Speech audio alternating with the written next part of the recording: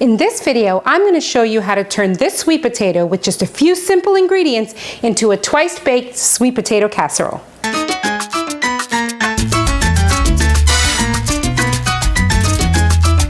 Hi everyone, this is Lana from Lana Under Pressure. And Thanksgiving is just around the corner, and one of my family's favorite dishes is my husband's sweet potato casserole.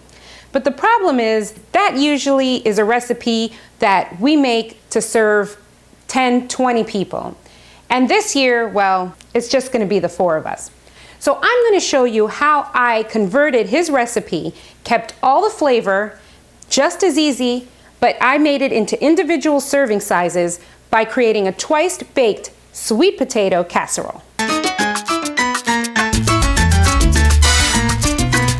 Recipe.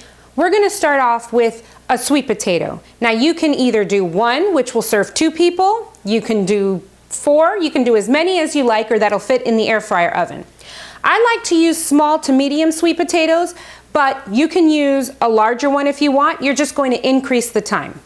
The way you prepare your sweet potato is you're just going to wash it off, make sure you scrub it really well, but we're going to leave the skin on. That's going to create the bowl that we're going to serve it in. First step is to prepare the sweet potato for our air fryer. And for that you need, obviously, your cleaned and dried sweet potato, some olive oil, and I love using it in this sprayer. I use this sprayer anytime I air fry. It's perfect. And I'll put a link where you can get this in the description below. You also need a little kosher salt and some fresh ground pepper.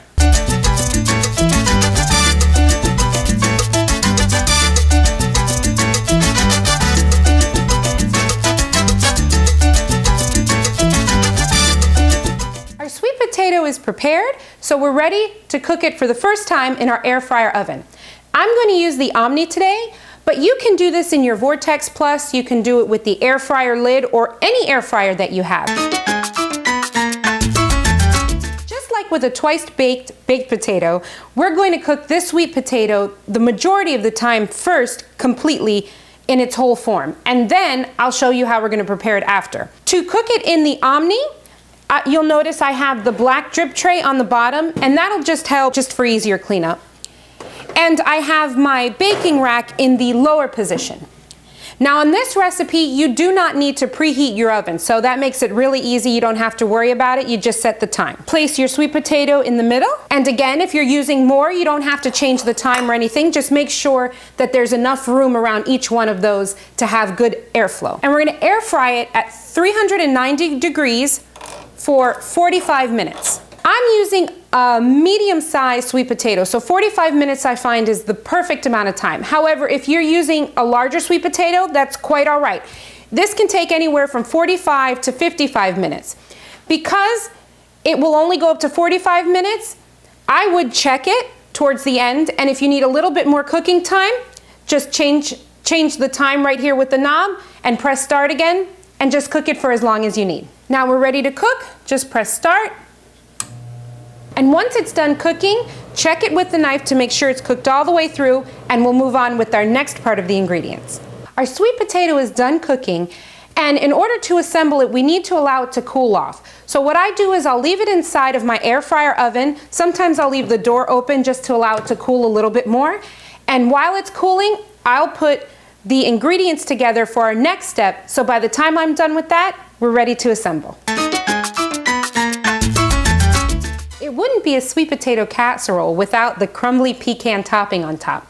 So while our sweet potato is cooling, we're going to put together the few ingredients, as you see, just 4 ingredients to make that crumble topping that we're going to bake on top.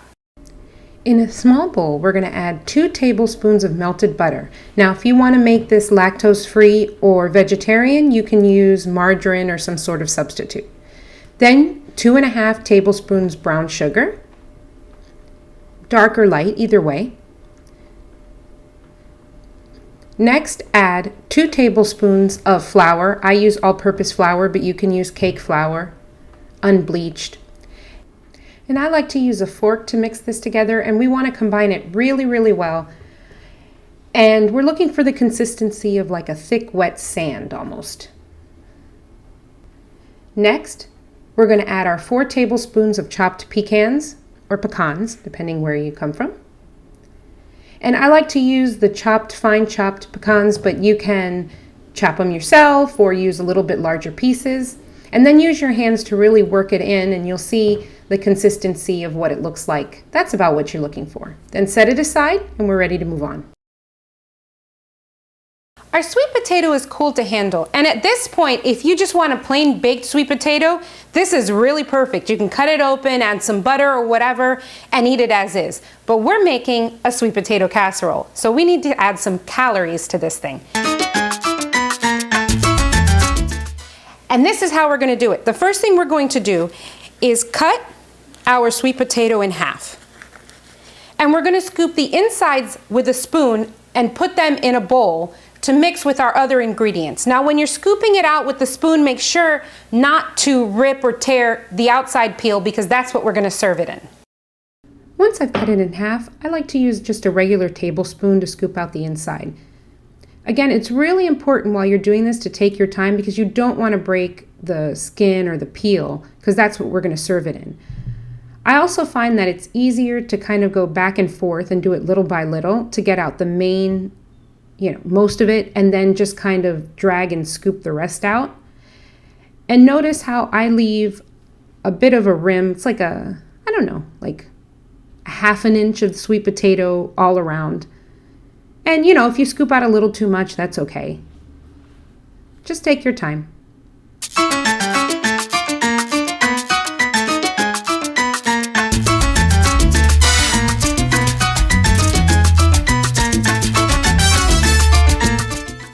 So here we have our sweet potato shells and the inside of the sweet potato in this bowl. And we're going to add a few other ingredients to this and mash it. I like to mash it with a fork, just like you would mashed potatoes. And then we're going to place it back inside the sweet potato shells in order to bake it again. I'm sorry to interrupt your regularly scheduled program, but we are experiencing technical difficulties. By which I mean I forgot to press play on my recorder when showing you the ingredients to add to the sweet potatoes. So I'm just going to tell you what the ingredients are. You're going to add 1/2 tablespoon butter, 1/2 tablespoon of milk, 2 tablespoons of brown sugar, 1/8 teaspoon cinnamon, and some freshly grated nutmeg and a pinch of salt. Now we return to our regularly scheduled program.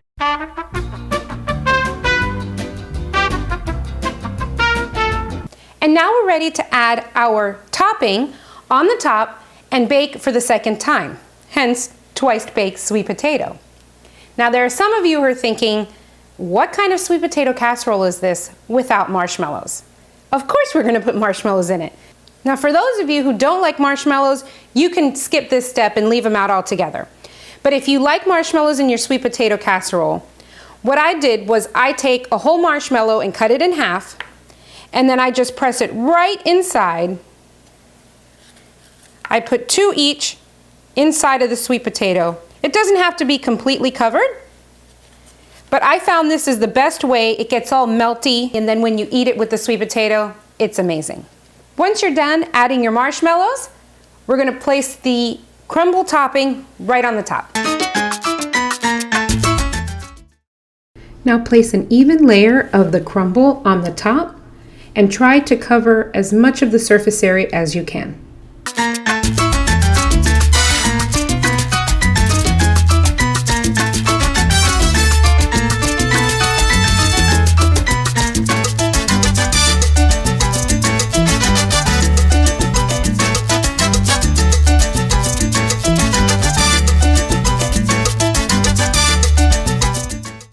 We're ready to air fry them for the second time.